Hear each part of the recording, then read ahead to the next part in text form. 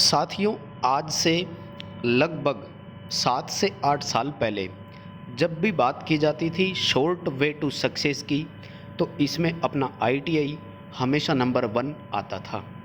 यानी यदि आप कम समय में और सक्सेस होना चाहते हैं, तो एजुकेशन के मामले में आईटीआई को सबसे अधिक प्राथमिकता दी जाती थी। लेकिन धीरे धीरे सिचुएशन ऐसी आ गई कि आईटीआई के लिए रोज़गार पूरी तरह से ख़त्म होने जा रहे हैं। जी हाँ दोस्तों, आज एक ऐसे ही टॉपिक पर मैं बात करने वाला हूँ जो विद्युत विभाग सबसे अधिक आईटीआई को नौकरी देता था, उसमें भी अब युवाओं के लिए रोज़गार पर तलवार लटकने वाली है। दोस्तों, न्यूज़ नेगेटिव है, बट इस पर बात करना ज़रूरी है। नेगेटिव न्यूज़ से कुछ स्टूडेंट ऑफेंड हो जाते हैं, लेकिन सच को छुपाया नहीं जा सकता, क्योंकि जो हकीकत है वही हम आपके सामने रखने जा रहे हैं। दोस्तों, मिनिस्ट्री ऑफ पावर ने एक इस तरह का बिल लेकर आने की सोच रहे हैं, जो डिस्ट्रीब्यूशन जो होता है इलेक्ट्रिसिटी का, उस पर वो निजीकरण की बात कर रहे हैं। नमस्कार दोस्तों, वीके नॉलेज इलेक्ट्रिकल में आप सभी का स्वागत है। साथियों, इस बिल में क्या है और कितना कितना प्राइवेट मोड पे ये करने जा रहे हैं, कौन कौन सा हो सकता है, एक अनऑफिशियल लिस्ट भी चल रही है जिसकी भी मैं आपको बात करूँगा, दिखाऊंगा वो लिस्ट भी क्या है। लेकिन जो है वो अपने सामने है, और ये बिल में पूरे पेज 180 पेज है। लेकिन हम इसकी दो महत्वपूर्ण बातें जो है वो देखेंगे कि एक तो किस किस को निजीकरण कर रहे हैं और कितना कितना निजीकरण हो रहा है। क्या पूरी तरह से भर्तियाँ बंद हो जाएगी, इस पर भी हम बात करेंगे। तो लास्ट तक वीडियो को आप देखना।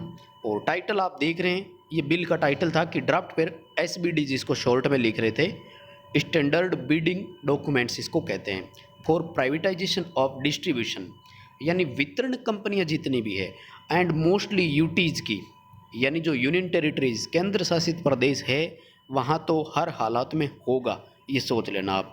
अब स्टेट की मैं बात करूँ तो जहाँ पर स्टेट और सेंटर में अलग अलग गवर्नमेंट है, अलग अलग पार्टी की सरकार है, तो वहाँ पर अभी चांसेस थोड़े से कम होंगे, लेकिन कभी ना कभी वहाँ भी सिचुएशन आएगी।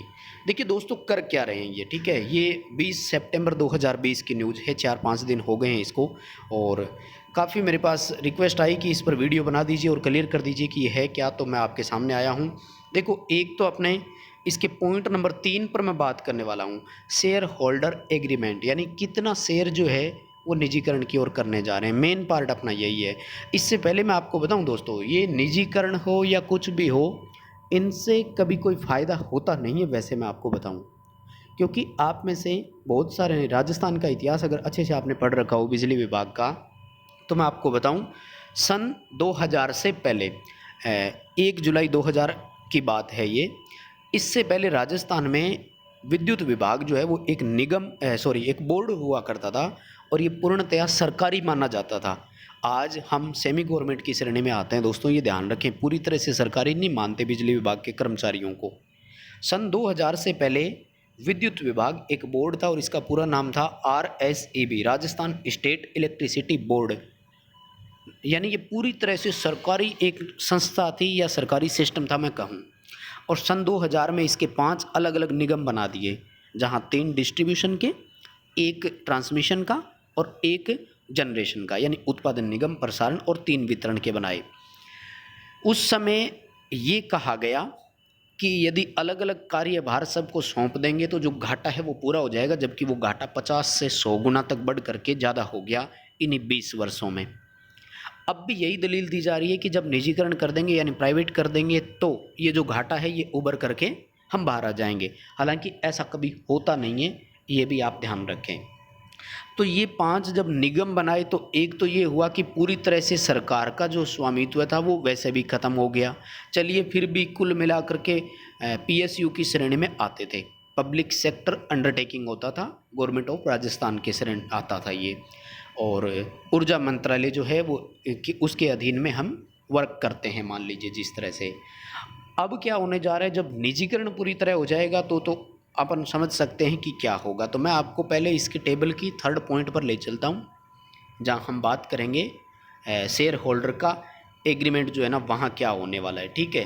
हालांकि ज़्यादा अभी इन्होंने नहीं कहा है, ये कह रहे हैं कि 5 वर्ष के लिए एक बार हम देंगे, और फिर देखते हैं कि उनका हिस्ट्री कैसा रहता है। लेकिन ये कहने की बातें होती हैं दोस्तों, यदि एक बार निजी हाथों में चला गया तो फिर इसको इम्प्रूवमेंट होना मुश्किल हो जाता है। हम ये नहीं कह सकते कि हाँ इसमें सुधार हो जाएगा या 5 वर्ष बाद में वापस ये सरकार के पास आ जाएगा, ऐसा मुझे लगता नहीं है। ठीक है, अभी देखिए फ़िलहाल ये किया क्या है, राइट। अपने इस टॉपिक पर बात करते हैं। 2.1 जो आप देख रहे हैं, share holding of distribution company, यानी जिस कंपनी को हम देने जा रहे हैं वहाँ से डिस्ट्रीब्यूशन शेयर होल्ड गवर्नमेंट कितना होगा और वो पर्टिकुलर कंपनी जिसको हम देने जा रहे हैं वो कितनी होगी। इसके देखिए 2 अल्टरनेटिव इन्होंने दिए हैं। नंबर 1 सबसे पहले मैं बात करूं तो वो है सीटे का, डिस्ट्रीब्यूशन यूटिलिटी इन डेस्टिनली पॉपुलेटेड अर्बन एरिया, यानी पूरी तरह से जो मतलब मैं ये कहूँ कि लार्ज सिटीज़ जितने भी बड़े बड़े शहर जितने भी है उन सब की बात हो रही है यहाँ पर, ठीक है ना। हाँ, बहुत ज़्यादा सघन जो शहरी क्षेत्र है उनकी बात हो रही है। तो वहाँ पर देखो इन्वेस्टर को 100% इक्विटी सेल पूरा का पूरा निगम दे रहे हैं, यानी पूरी तरह से सिटी जो है वो प्राइवेट होंगे। फॉर एग्जांपल मैं राजस्थान का एग्जांपल दे देता हूँ। राजस्थान के यदि मैं जोधपुर डिस्कॉम की बात करूँ तो बड़े बड़े शहर इसमें कौन से आते हैं, इसमें जोधपुर बड़ा शहर आता है, बीकानेर इसमें बड़ा शहर आता है। मान लीजिए अपन और नहीं लेते हैं, और भी खूब आते हैं इसमें खैर, लेकिन मैं जोधपुर बीकानेर की बात कर रहा हूँ। तो ये सिटी पूर्णतया होंगे, हालांकि ये तो पहले से ही दे रखे थे सरकार ने। चलिए आगे और बात करें। इसी तरह से जयपुर डिस्कॉम की मैं बात करूं तो जयपुर, सीकर, दौसा, ये बड़े बड़े शहर, झुंझुनू, ये जितने भी होते हैं जयपुर डिस्कॉम में आते हैं, बड़ी सिटीज़ है, इनका भी 0.1। तो यहाँ देखिए गवर्नमेंट का कोई इन्वॉल्वमेंट नहीं होगा। इन्वॉल्वमेंट यानी कोई हिस्सा नहीं है, कोई शामिल नहीं है इसमें, कोई साझेदारी नहीं है। तो बताइए गवर्नमेंट क्या जिम्मेदारी होगी यहाँ पर, यानी यहाँ जो कुछ भी है उस पर्टिकुलर कंपनी के अपने नियम कायदे कानून होंगे और वो अपने हिसाब से चलेगी। यहाँ से एक पॉइंट तो ये। दूसरी बात यदि की जाए अर्बन एरिया, रूरल एरियाज़ की बात करी जाए, और मिक्स्ड अर्बन रूरल लिखा है, यानी जो आधे शहरी आधे ग्रामीण, यानी जैसे तहसील लेवल की मैं बात करूँ तो यहाँ पर देखो 74 जो है वो इन्वेस्टर को दे रहे हैं और 26 जो है यानी 26% मात्र यहाँ सरकार की हिस्सेदारी है। यानी 1/4 जो हिस्सेदारी है वो मात्र गवर्नमेंट की है। तो 1/4 में भी सरकार की अपन कुछ भी नहीं समझ सकते, क्योंकि 75% उसी को करना है जो करना है, राइट। सारा कुछ इसी कंपनी को ही दिया है, ठीक है।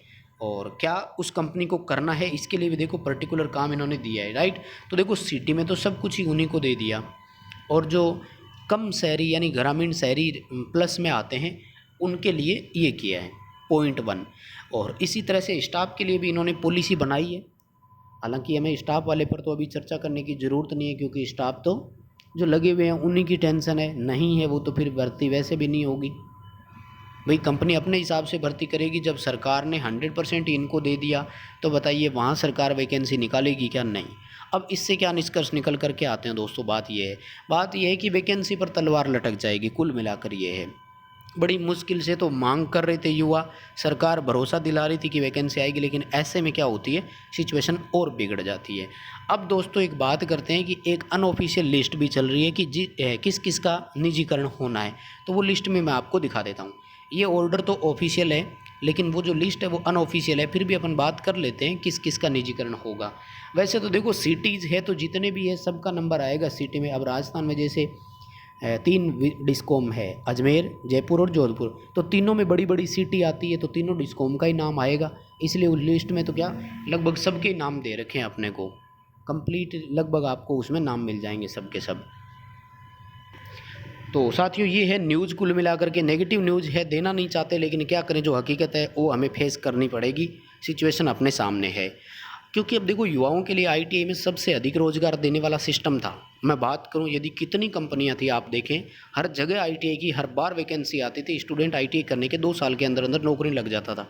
लेकिन अब सिचुएशन अपने सामने है। तो साथियों मैंने तो आपको बात बताने की कोशिश की है। यदि सहमत हो तो वीडियो को लाइक कर देना और फ्रेंड्स को भी शेयर करके बताओ कि क्या चल रहा है और क्या होने वाला है।